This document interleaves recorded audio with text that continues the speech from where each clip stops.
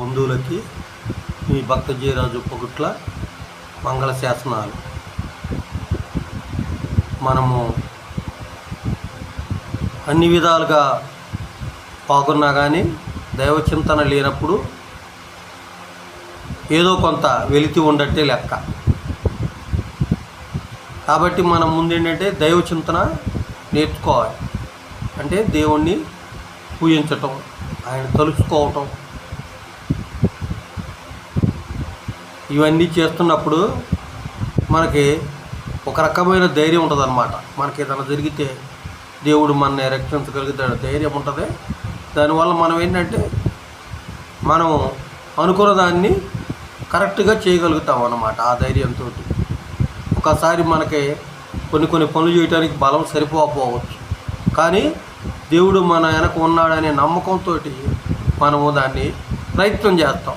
ప్రయత్నం చేసినప్పుడు ఏమవుద్దంటే ఆ యొక్క దేవుని యొక్క మహిమ కానివ్వండి, మన ప్రయత్నం కానివ్వండి, ఆ ఫలించి ఆ పనిలో మనము సక్సెస్ అవుతాం అన్నమాట. కాబట్టి మనం ఏంటంటే ప్రతి విషయంలో కూడా మనకి ఎంత ఆస్తులు ఎంత అన్నీ ఉన్నా కానీ మనము దేవుణ్ణి తలుచుకోవడం అంటే కంపల్సరీ అన్నమాట.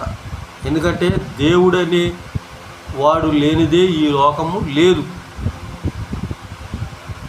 లేని దాని గురించి మనము వెతకటం కంటే ఉన్న దేవుణ్ణి వెతికితే మనము చాలు. ఏంటంటే ఈ లోకంలోనే అన్నీ ఉన్నాయని వెతుక్కుంటూ ఉంటాం, మనకి ఈ లోకమే అన్నీ ఇస్తుంది అని. కానీ అది నిజం కాదు. మనకు అన్నీ ఇచ్చేది ఎవరంటే దేవుడు. ఆ దేవుడి గురించి వెతికితే మనము ఎంతో గొప్పవారుగా అవుతాం.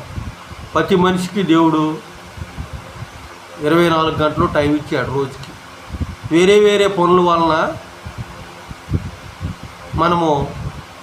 మనకు టైం సరిపోలేదు అనుకుంటాం, కానీ ఎట్లోకట్లా ఆ 24 గంటలు కనీసం ఒక 10 నిమిషాలన్నా దేవుడికి మనము ఇవ్వలేము. ఆ రోజుకి మనం తెలుసుకుంటే 10 నిమిషాలు ఏం కర్మ, 10 గంటలైనా ఇవ్వగలుగుతాం.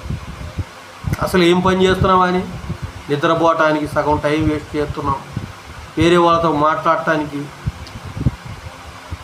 ఇంకా షాపింగ్లకి, ఇవన్నిటికీ వేస్ట్ చేసే టయాన్ని మనము దేవునికి అప్పగించిన రోజున దేవుడు మన జీవితంలో చాలా అద్భుతాలు చేస్తాడనమాట. చాలా అంటే అద్భుతాలు చేస్తాడు. నేను అలా నా టయాన్ని దేవునికి ఇచ్చి నేను ఎన్నో అద్భుతాలను ఆయన నుంచి పొందాను కాబట్టి మీకు చెప్తున్నాను.